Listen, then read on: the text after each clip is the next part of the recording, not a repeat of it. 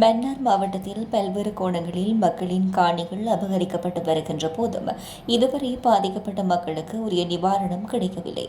எனவே மாவட்ட மக்கள் எதிர்நோக்கும் சகலவிதமான பிரச்சினைகளுக்கு நாட்டின் ஜனாதிபதி உரிய தீர்வை பெற்றுக் கொடுக்க வேண்டும் என மன்னார் பிரஜைகள் குழுவின் தலைவர் அருட்தந்தை எஸ் மார்க்கஸ் அடிகளார் தெரிவித்தார். மன்னார் மாவட்ட மக்கள் எதிர்கொள்ளும் பல்வேறு பிரச்சினைகள் குறித்து விசேட ஊடக சந்திப்பு இன்றைய தினம் செவ்வாய்க்கிழமை மதியம் மன்னார் பிரஜைகள் குழு அலுவலகத்தில் இடம்பெற்றது. இதன்போது கலந்து கொண்டு கருத்து தெரிவிக்கையிலேயே அவர் இவ்வாறு தெரிவித்தார். அவர் மேலும் தெரிவிக்கையில், மன்னார் மாவட்டத்திலே கடந்த 5 வருடங்களுக்கு மேலாக கனியம்மன் அகழ்வு திட்டத்தை முன்னெடுப்பதற்கான பாரிய முயற்சிகள் முன்னெடுக்கப்படுகின்ற பல்வேறு கம்பெனிகளினாலே இறுதியிலே ஒரு கம்பெனி ஒன்று மன்னார் மாவட்டத்திலே கால் பதித்திருக்கின்றன. மாஸ் மினரல் என்ற கம்பெனி ஒன்று. அந்த கம்பெனிக்கு அந்த இடத்தை கையகப்படுத்திக் கொள்வதற்கான அனுமதி வழங்குவதற்காக பல்வேறு முயற்சிகள் மேற்கொண்டு கொண்டிருக்கின்ற வேளையில் அதற்கு எங்களுடைய மக்கள் சார்பில் நாங்கள் எதிர்ப்புகளை தெரிவித்திருந்த பொழுதிலும் அதை செயல்படுத்த வேண்டும் என்று பல்வேறு திணைக்களத்தின் உதவியோடு முன்முறமாக அந்த கம்பெனி வேலை செய்து கொண்டிருக்கின்றது. வருகின்ற 14ஆம் தேதி அவர்கள் அந்த மண் அகழ்வு செய்யவிருக்கின்ற பகுதிகளை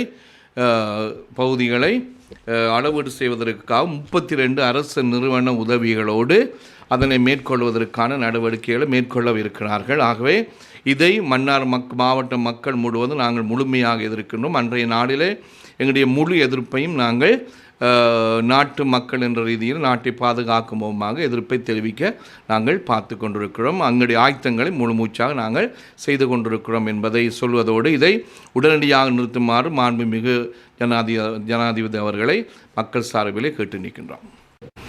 எங்களுடைய மன்னார் மாவட்டத்திலே 4000 குடும்பத்திற்கு மேற்பட்டவர் காணியற்ற நிலையிலே வாழ்கின்றார் என்பது எங்களுடைய மாவட்ட செயலகத்திலிருந்து எங்களுக்கு செய்தி கிடைத்திருக்கு. அத்தோடு எங்களுடைய இளையோர் தங்களுடைய சுய உற்பத்திக்காக தொழிலுக்காக 800க்கும் மேற்பட்டவர்கள் தங்களுடைய காணியை பெற்றுக்கொள்வதற்காக விண்ணப்பித்து இருந்தும் எந்த வகையான நடவடிக்கையும் எடுக்கப்படாத வேளையிலே வெளிநாடுகளிலிருந்து வருகின்ற காசு படைத்த மனிதர்களுக்கு எங்களுடைய மக்களுடைய காணிகள் பகிர்ந்தளிக்கப்படுகிறது என்பதை மிகவும் கவலையோடு நாங்கள் தெரிவித்துக் கொள்கின்றோம். கடந்த மாதத்திலே சோழமண்டலம் என்ற பகுதியிலே சோழமண்டல குளம் என்ற பகுதியிலே அந்தோனியார்புரத்துக்கு அருகில் இருக்கிற அந்த கிராமத்தினுடைய காணிகள் வெளிநாட்டிலிருந்து வந்த நபருக்கும் கொழும்பிலிருந்து வந்த நபருக்கும் இந்த காணிகள் பகிர்ந்தளிக்கப்பட்டிருக்கின்றன. அந்த காணியானது 30 வருடங்களுக்கு மேலாக அங்கே வாழுகின்ற பல குடும்பங்கள் விவசாயம் செய்து தங்களுடைய வாழ்வினை கொண்டு நடத்தியிருந்த பொழுதும் அந்த உண்மைகளை மறைத்து அதிகாரிகள்